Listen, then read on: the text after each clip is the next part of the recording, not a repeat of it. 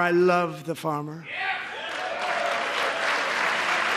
who will now be selling into our home market, the USA, because nobody... Guys, so in a new twist in US foreign policy, right, Donald Trump seems to actually be taking this thing a one step higher, a notch higher, actually offering South African farmers expedited citizenship, all right? So I saw a New York Times article here, really interesting article. It says that Trump offers South African farmers expedited citizenship. And somehow, for some reason, I suspected that this would come when, I advised you guys to listen to Donald Trump's address to the Congress. At some point when I was watching it, really powerful speech, I thought in my own perspective, on how probably the invigorated vision for Make America Great Again, really, I thought it was really invigorating for those who would actually be wishing to see an America sort of like in that rhetoric of America Great Again. I think that he really put that speech really well, even though the Democrats, you could see that the Democrats were not having it. But, for the supporters of Trump, I thought that speech was really powerful. And so along the line in that speech, I saw the moment where he said he loves the farmer. Let's quickly listen to it here.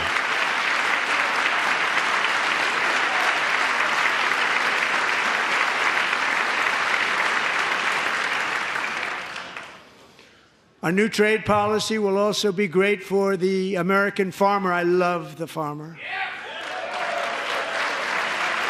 who will now be selling into our home market, the USA, because nobody is going to be able to compete with you. Because there's goods that come in from other countries and companies, they're really in a bad position in so many different ways. They're uninspected. They may be very dirty and disgusting, and they come in and they pour in, and they hurt our American farmers. The tariffs will go on agricultural product coming into America, and our farmers, starting on April 2nd, it may be a little bit of an adjustment period. We had that before when I made the deal with China, $50 billion of purchases, and I said, just bear with me, and they did. They did. Probably have to bear with me again, and this will be even better. That was great. The problem with it was that Biden didn't enforce it. He didn't enforce it. $50 billion of purchases, and we were doing great, but Biden did not enforce it, and it hurt our farmers. But our farmers are going to have a field day right now. So to our farmers, have a lot of fun. I love you too. I love you too. It's all going to happen. Yeah, so immediately he's made this statement, guys. I really suspected that for some reason he was speaking to a part of the South African farmers, all right? And I don't know, this was just me during this time, and for some reason I suspected that there would be something along the line with probably negotiating a little bit more with South Africa's farmers, only to wake up this morning to see this report. It says that Trump offers here South African farmers expedited citizenship, all right? It says the United States will immediately start offering a rapid pathway to citizenship for South Africa's farmers, President Trump said in a social media post. Now, let's take a look at this social media post quickly. And this is, I think, on Truth Social. This is Donald Trump speaking on Truth Social. He says, South Africa is being terrible plus to long-time farmers in the country. South Africa is being terrible, plus to long-time farmers. That's so he's saying that South Africa is being terrible and others to long-time farmers in the country, right? They are confiscating their land and farms, and much worse than that, in capital letters, bro. This is really crazy. So he says, a bad place to be right now, and we are stopping all federal funding. To go a step further, any farmer with family, with quotation marks, man, this is a really serious one now. He says any farmer with family, that's the whole family. So if an Afrikaner family has family members of 7, 10, he says with family, guys, everybody in that house, seeking to flee that country for reasons of safety, will be invited into the United States of America with a rapid pathway to citizenship. This process will begin immediately. So in other words, it appears that Donald Trump has opened a sort of like a green card sort of like program. But now this is not even in terms of the competition that the green card lottery system has had. I remember then in Nigeria, growing up in Nigeria, there was this, hysteria about green cards. And a lot of my neighbors at the time were always speaking about how they wanted to go and apply for the green card status and the green card thing. And, there was a lot of run to get applications and all that. But here, Trump is actually arguing that no, this is not even in terms of the kind of competition that the green card demanded, but is actually seeking that any farmer in South Africa who wishes to leave South Africa for reasons of safety, right, will be invited with a rapid pathway to citizenship. So this is actually in response, I suspect, to the Afrikaners at the time. I think the comments, there were lots of buzz all over social media that the Afrikaners rejected Trump's offer for refugee ship. And the Afrikaners thought that, probably it was an insult for them to leave their fatherland or the land they've always known as home to become refugees in another country, all right? So now Trump is coming back again probably in a response to that, allegedly, saying that no, this probably would not now be a refugee ship, in quotes, the kind of like the language of being a refugee in the likes of, asylum seeking and all of that. But now that they will have a rapid pathway to citizenship, which in my own ears feels and sounds a little bit more honorable, so to speak. And I really don't know what the US is the goal of this policy anyway, but I think this is going to really have significant impact. And I really don't know. I really would like you guys in the comments to probably tell me what you think, how you're going to respond to this. This is now a promise to both the farmer and their families. All right. So this is huge, bro. This is really huge. So he says, this article on New York Times says that, and it says that the Post largely echoed what Mr. Trump had previously said about South Africa, including an executive order last month in which he suspended all American aid to the country and offered refugee status to Afrikaners, a white ethnic minority, all right? Now, it says that in January, President Cyril Ramaphosa of South Africa signed into law a measure that would allow the government to take land in the public interest without providing compensation. And then shortly after that, Mr. Trump began criticizing the South African government.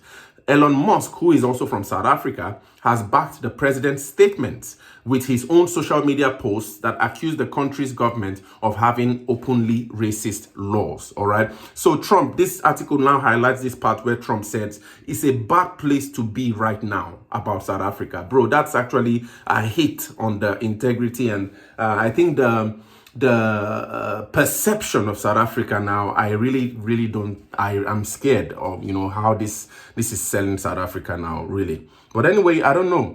Probably when I read all your comments, I'm only studying all of this here ethnographically from the outside. The outside perspective is almost as important as any perspective from inside any analysis you see. Because right now we do this thing objectively and trying to really understand the system of South Africa as a system without going deeply into the politics of each party. But what I try to do is try to analyze the system in South Africa as a political economy or as a unit of political economy, all right?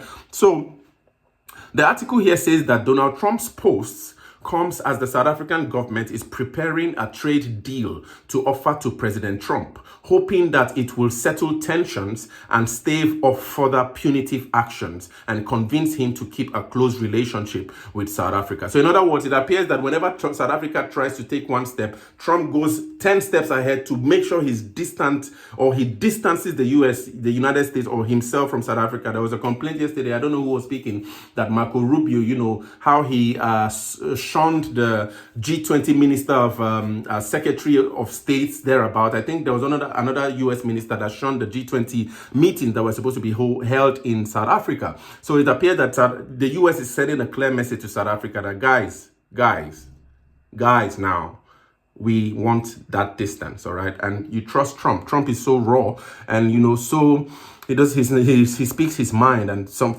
honestly, bro, I really don't know how this relationship with South Africa and the US would be mended.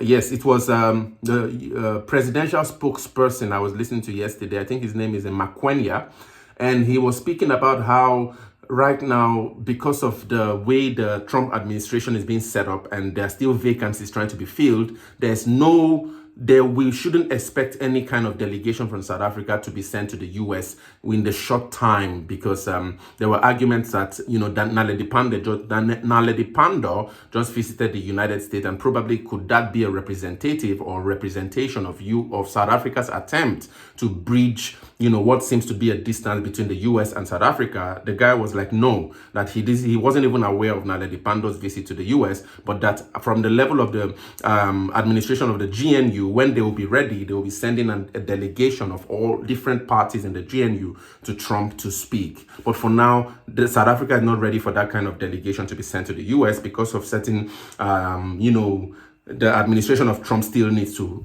get its things together. So the article here goes on to say that President Ramaphosa has said previously that Mr. Trump was spreading misinformation, and that he was looking forward to meet with the US president to clear the air. It says here, Vincent Magwenya, yes, that's the name I was looking for. So this report says that Vincent Magwenya said, "We are not going to partake in counterproductive megaphone diplomacy." And that's a word that's been really used now in this new era of Trumpism, where most policies are being actually spelled out on social media. So I think that's what has been described as megaphone diplomacy, all right? So this spokesperson here for President Ramaphosa, his name is Vincent Magwenya, he said on Friday that South Africa would not partake in any counterproductive megaphone diplomacy, but that South Africa will remain committed to building a mutually beneficial bilateral trade, political and diplomatic relationship with the United States, and that obviously it must be a relationship that is based on mutual respect and respect for South Africa's independence and South Africa's sovereignty. So the report then goes on to say that, Mr. Trump's post on Friday departed from his executive order in one crucial way. And what was that way? He said that this order now specifically offers refuge, right, to Afrikaners who are the descendants of European colonizers who led the apartheid regime. So this is from the New York Post, all right? It then says that, but Donald Trump's post said that the farmers now could flee to the United States, and while most of the major commercial farmers in South Africa are white, most farmers overall are black. And many of them produce food to feed themselves and their families. So my question now in terms of this argument now is that what then happens if the black farmer with their families, for example, decide also to flee South Africa because of the fact that they feel unsafe and that they are victims of also farm murders in South Africa? Would Trump allow them the same rapid pathway to citizenship as he would allow the white Afrikaner farmers and their family in that regard? So this is something that I've just been thinking about since I got this news, but it's really been interesting, watching this whole development between the US and South Africa develop as it is. And I really don't know, and I don't think anyway that, the way the US is selling South Africa to the world is actually painting a positive light. But this then remains for the GNU and the members of the GNU. And I think, fortunately for South Africa and lovers of South Africa, we do not have an ANC majority anymore. Because if it was an ANC majority, bro, this would just be like painting the ANC to be the bad guy. But now we have at least a GNU where we have some DA, some FF plus, and so if we can have that delegation present the matter, especially as you saw in my last video where I showed that the GNU has now begun to tackle the ANC's hegemony in policy making in South Africa. So if the GNU can collectively decide to go forward to meet Trump and to speak in terms of mending this relationship, knowing fully well that within the GNU there are likes of those who are pro-Israel and there are likes of those who are maybe pro-Iran or pro-US enemies and pro-US friends, probably there could be some negotiation points to get to a really realistic meeting point for US and South Africa in terms of diplomacy. But for now, bro, I really don't know if this is good news for South Africa. And to those Afrikaners who probably might be willing to take this offer, I'll really be hoping and wishing and seeing to kind of like read your reasons and your analysis of the whole matter, and probably be checking the news to see how, people in South Africa respond to this. But anyway, I don't know. What do you guys think about this new offer by Donald Trump? Offer that is different from the previous offer that actually opened the door of the US to Afrikaners, in South Africa, or probably those threatened by, South Africa's space, so to speak, for refugeeship, right? But now it has been taken a top higher to rapid promise or rapid processing for citizenship for any farmer in South Africa and their families who feel threatened. So in other words, you have to prove that you're a farmer. There must be indices that prove that whoever it is that will be willing to take this offer is a farmer. There has to be those kind of like maybe documents or something to prove, and then their families to get citizenship, bro. That's crazy, man, because right now, even if Trump's 4-year tenure is over, I think probably Trump is not allowed to probably take a next term. But if probably the Republicans win the vote again after these 4 years, probably J.D. Vance will come to the fore. And J.D. Vance is a proponent of, not proponent per se, but he believes in the logic and the argument of Donald Trump. So we might be seeing I don't know if this might be the real exodus now of the farmers in South Africa, and then what a shock this would actually have on the food security for South Africa.